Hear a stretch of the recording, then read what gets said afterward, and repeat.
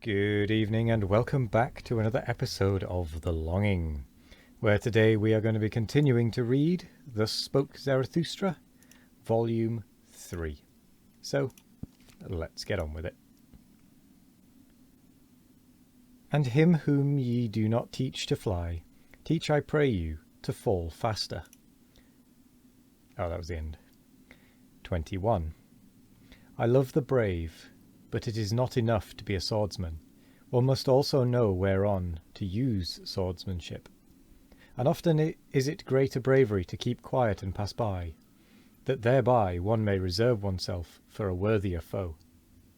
Ye shall only have foes to be hated, but not foes to be despised. Ye must be proud of your foes.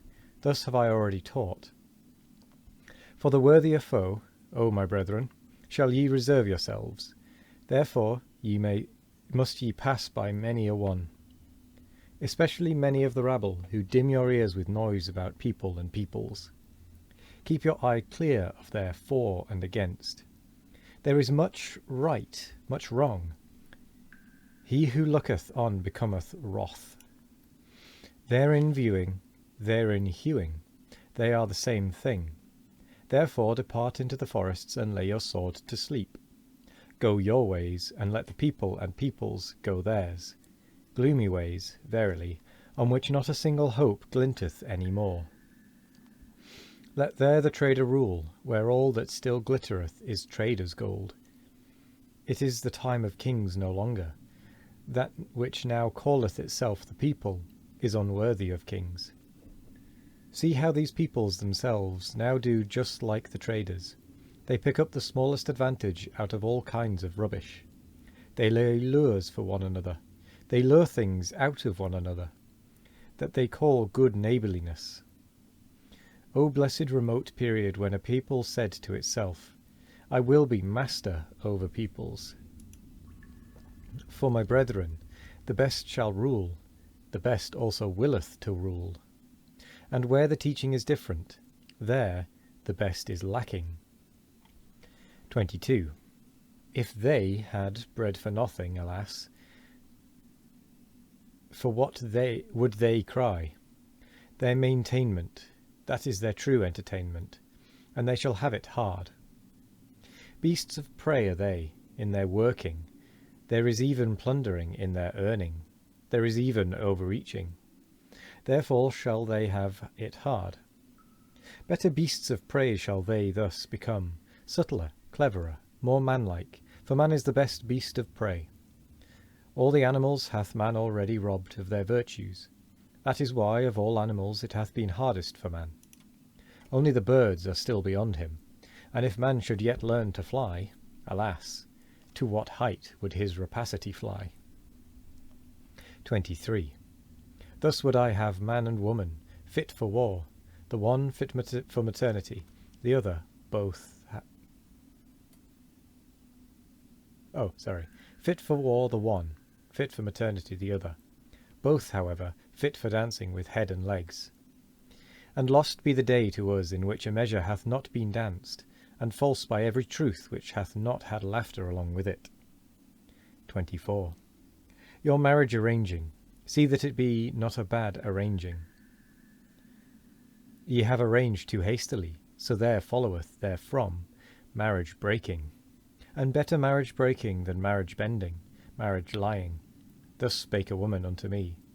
Indeed, I broke the marriage, but first did the marriage break me. The badly paired found I ever the most revengeful. They make every one suffer for it, that they no longer run singly. On that account want I the honest ones to say to one another, we love each other, let us see to it that we maintain our love, or shall our pledging be blundering?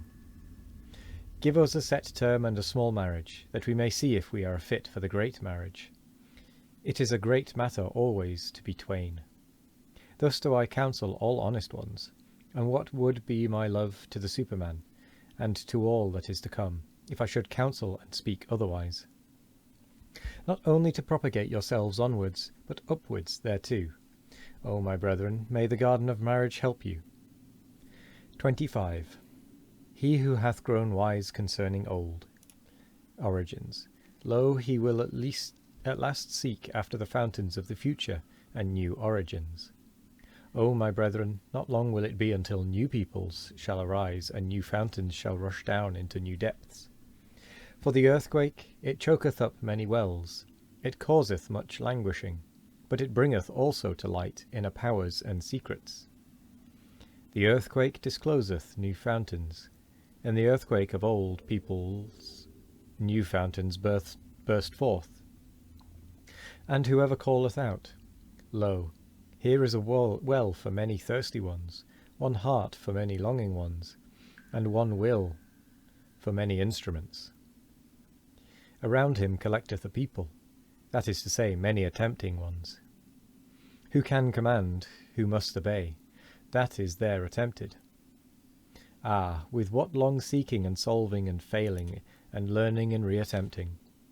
Human society, it is an attempt, so I teach, a long seeking, it seeketh, however, the ruler. An attempt, my brethren, and no contract. Destroy, I pray you, destroy that word of the soft-hearted and half. 26. O my brethren, with whom lieth the greatest danger to the whole human future? Is it not with the good and just? As those who say and feel in their hearts, we already know what is good and just, we possess it also. Woe to those who still seek thereafter. And whatever harm the wicked may do, the harm of the good is the harmfulest harm. And whatever harm the world maligners may do, the harm of the good is the harmfulest harm.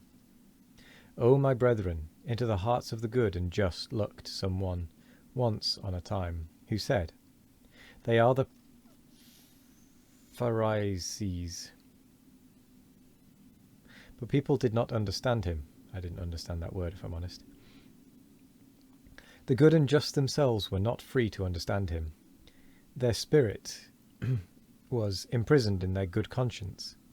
The stupidity of the good is unfathomably wise.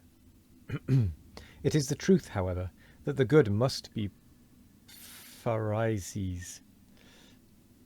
I don't know that word. They have no choice. The good must crucify him who deviseth his own virtue. That is the truth. The second one, however, who discovered their country, the country, heart, and soil of the good and just, it was he who asked, Whom do they hate most? The Creator hate they most. Him who breaketh the tables and old values, the breaker, him they call the lawbreaker. For the good they cannot create. They are always the beginning of the end. They crucify him who writeth new values on new tables. They sacrifice unto themselves the future. They crucify the whole human future. The good, they have always been the beginning of the end. 27. O my brethren, have ye also understood this word? And what I once said of the last man? With whom lieth the greatest danger to the whole human future? Is it not with the good and just? Break up, I pray you, the good and just. O my brethren, have ye understood also this word? 28. Ye flee from me, ye are frightened, ye tremble at this word. O my brethren, when I enjoined you to break up the good and the tables of the good, then only did I embark man on his high seas. And now only cometh unto him the great terror, the great outlook, the great sickness, the great nausea, the great seasickness. False shores and false securities did the good teach you. In the lies of the good were ye born and bred. Everything hath been radically contorted and distorted by the good. But he who discovered the country of man discovered also the country of man's future. Now shall ye be sailors for me, brave, patient. And with that we come to the end of the 10 pages. And so I will say thank you very much for joining me today. We are done for the reading. I hope you all have a wonderful morning, evening, afternoon or night, no matter what time of day it is. I hope you all have a wonderful one of it. And once again, we will be back tomorrow for more of The Longing. a goodbye.